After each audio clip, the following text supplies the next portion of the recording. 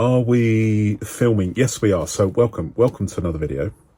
This is another review, and I'm doing a lot of reviews at the moment because I am I've just got a lot of reviews, about 20 or 30 reviews to do over the next month or so. So bear with me. But now I'm settled in this new to me, this new studio in Wales. I'm cracking on with stuff. In fact, this is the second video I will have made today, which is rare for me, but I feel well enough to do more videos, he says, after a coughing fit. But this is what I'm reviewing. It is the WHSmith pocket-sized personal organiser. I don't know the date. The vendor who sold this to me described it as leather. It's not leather, but it is very, very nice. In fact, I am minded to keep this for my own personal use, which would surprise many of you, because I'm generally using either personal size or mini size. And the two sizes that I don't generally use are pocket size and A5 size. So for me, mini size, excuse me, I've got hiccups as well. Mini size, personal size, and A4. They are the three sizes I generally use. But this is a pocket size plastic or vinyl binder made by WHSmith. This is the Filofaxes Kensington, and as you can see, they are virtually identical in height, and they're virtually identical in width. Both of them have 15mm rings.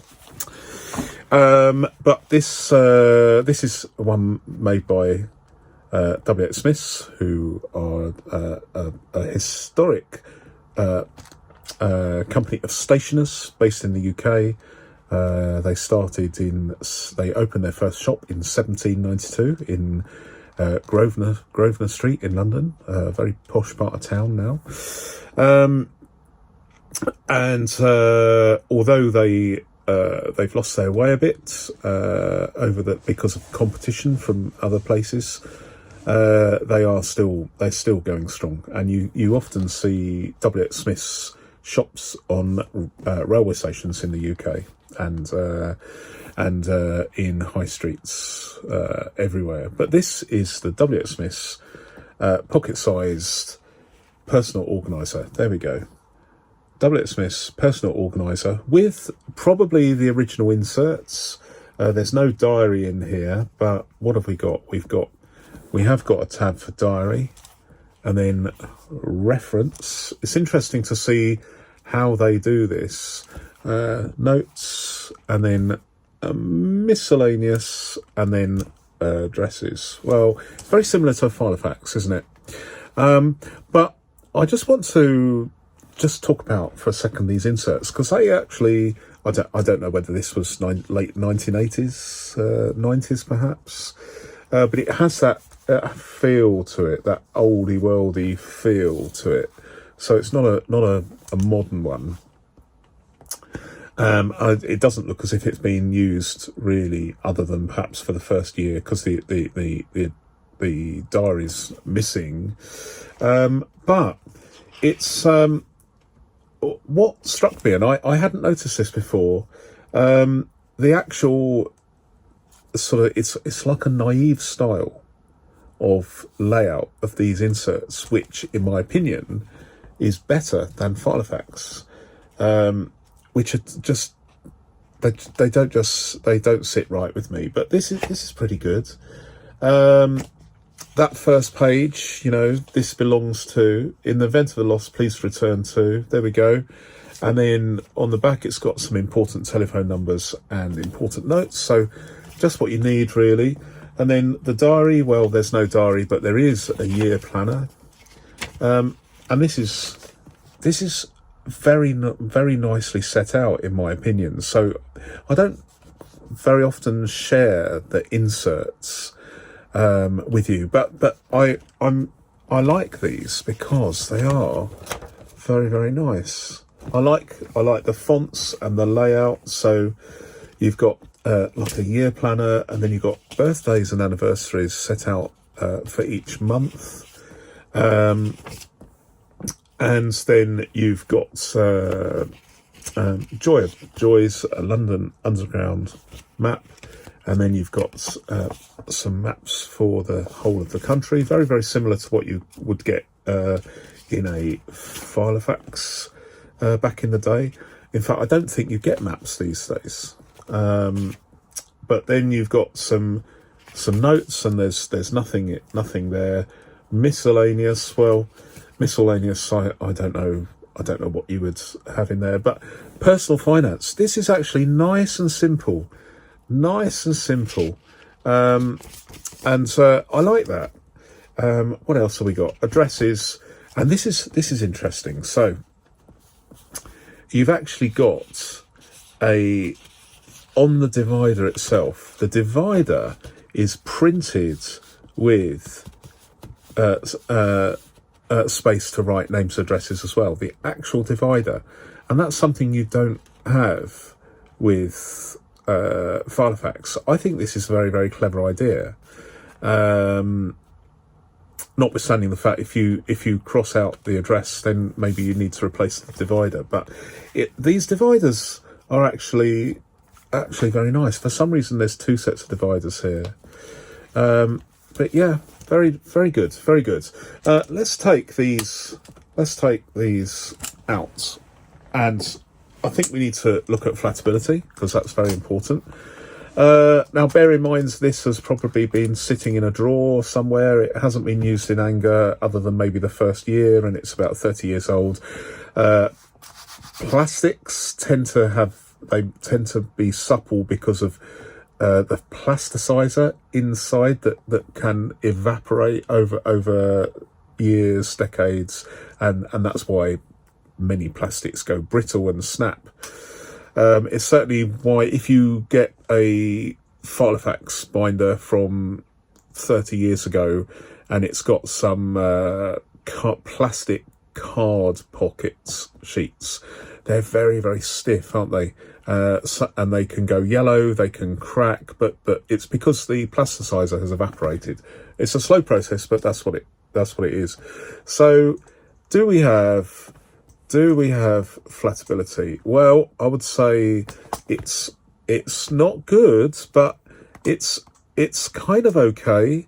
I would give that like a 7 out of 10. Could I use this in anger, on the street, in a cafe, on a train? Actually, I could, because if I bend it back, I know you're not supposed to bend this back, but everybody does it, don't we? Then will that sit on a cafe table? Well, it's kind of not it could be better, but I would say this is, for me, I would say this is usable. It's usable if you're using it in anger, out on the street, train, bus, coach, ship. I don't fly, so not in a plane, but I would say it's good, and I like the design. I like the fact that there is no, as you know, there's no pen loop, there's no protuberance here that will snag on a coat pocket. This is too big for a jeans pocket, but it will certainly fit in a jacket pocket. So it is usable, and you get a lot more real estate compared to obviously a mini size binder. So that may work for some people. And this is the crucial thing. But before I mention that, let me carry on with this. Sorry, I am quite excited about this one. So this is a bit of a long one, isn't it? Okay, these rings. They're not Kraus. There's no manufacturer, but they have these interesting indentations there that I haven't seen before. It's riveted on to the back, nice and simple. And although I don't like things that are riveted on, you could. It does mean that if your rings go bad, it's very, very easy to just pop the rivets and then rivet another one on, and cheap rings. You can buy 4 sets of rings for £5 on Amazon. I mean, they are. Let's not beat about the bush here. That these rings are very, very, very, very, very cheap to buy. But I'll keep this away from the microphone because they're not loud. But it just if they're too close to the camera, it can upset things. So what I would say is these, although they're probably as cheap as Filofax could get their hands on, not Filofax, sorry, WHSmiths. They do feel solid and sturdy. They're 15mm rings. They've got excellent alignment, and although they're not in the league of Krauss, they're pretty good. Pretty good. And they have a really nice action that I have not come across in quite a while. They're nice. Although this is 20 years old, maybe nearly a quarter of a century old, this Filofax Kensington, let's just compare them. So they're both 15mm rings.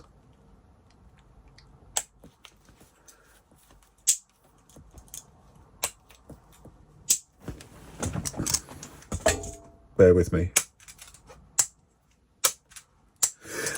I actually prefer these WHSmith ones rather than the Kensington. I'm not saying the Kensington ones are bad, but I don't know who made these, but they feel sturdy and they feel pretty reliable.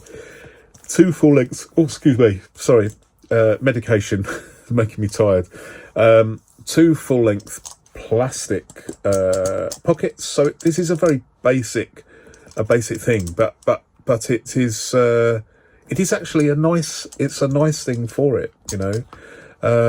It's very, very practical and usable. It's it's plastic rather than leather, but as a working tool, this is absolutely fine. And let me just show you something. A lot of people would love to have, and there are some available, but they're few and far between, a genuine A6 binder. I would love one of those as well, and maybe I will get one or make one, etc. But this is a good time to suggest and remind people that let me see if I can put these all in, and I'm doing this off camera so that I can so there's the element of surprise and delight, hopefully. But am I going to get those all in? Yes, I am. So here we go. We have paper that miraculously seems, as long as you don't like dividers, and to be honest, I would just use this as a notebook, so dividers are not necessary. It just looks nice, doesn't it? So what paper have I got in here? What paper perfectly fits this binder? Well, I'll show you if I can. You can freeze frame that. This is an age bag binder, an age bag notebook that I've cut the pages out of. This is the cover, and then this is the front cover. You can see it says, there we go. Can you see that? It says Clairefontaine. I'm a big fan of this French paper, Clairefontaine paper. I do use the much thinner 50 GSM paper, but this paper typically I use, and it's super smooth. I mean, it's an absolute joy, and because I'm in the UK, I'm hoping that the fact that this is milled in France still, the carbon footprint of this paper is less than say a moleskin where the paper is made in the Far East and shipped halfway around the world to shops in the UK. So this is, and I'll compare it with, this is the size of a typical moleskin. This age bag is identical to a moleskin kaye in size from my own experience of measurements. So if you are, and this is my philosophizing here. So this isn't a moleskin, because I don't generally buy moleskins because the paper quality is not what I'm looking for. And this is a reticee where I've taken the paper out already and used it elsewhere. And here I have an age bag notebook where I think this is 48 pages. And it fills this very nicely. And so if you are a moleskin user, if you are a notebook user with hardbound pages, a bound notebook, and you are looking for an alternative so that you can, the big advantage with any ring binder is you can remove and add or crucially reposition the pages. You could go, you could do more wrong than getting something like this. And I'm just showing you this because although most, where is it? It's dropped on the floor. Although most pocket-sized ring binders or personal organisers have a pen loop and a fastening strap, there are some around that have no pen loop and fastening strap, and this is a perfect size. This is an absolute perfect size. In fact, it's the size of the oldest book in Europe, which is St. Cuthbert's Gospel, that was found in the coffin of St. Cuthbert, and is now in the British Library here in the UK, in London. And it's the same colour, and it's the same same size. St. Cuthbert, if he was having a cup of tea in his monastery, would pick up this and think, oh, I thought that was my gospel, because it's exactly the same. It's the same format. So I mean, this size of notebook has been ubiquitous through the centuries. I think St. Cuthbert's Gospel is from the 8th century, so it's the oldest bound book in Europe. And I just think, and I might elaborate on this sort of system, if it is a system, more about how, rather than having using a personal organizer as an organizer, you could conceivably migrate from a hardbound notebook into a notebook such as this, like a ring binder notebook, if you like, a hybrid. I mean, I am going to be experimenting with this. I mean, as you know, I like to chop and change. I like to try different things. And this is something that I really, really like. I was going to sell this, but I am minded to keep it, because even though it's just vinyl or plastic, it is actually a great looking package as a notebook, for, whatever purpose. So I quite like it. I quite like it, as a standalone notebook. But anyway, this is my review of the WHSmith Personal Organiser. Thanks very much for watching. Until my next video, goodbye.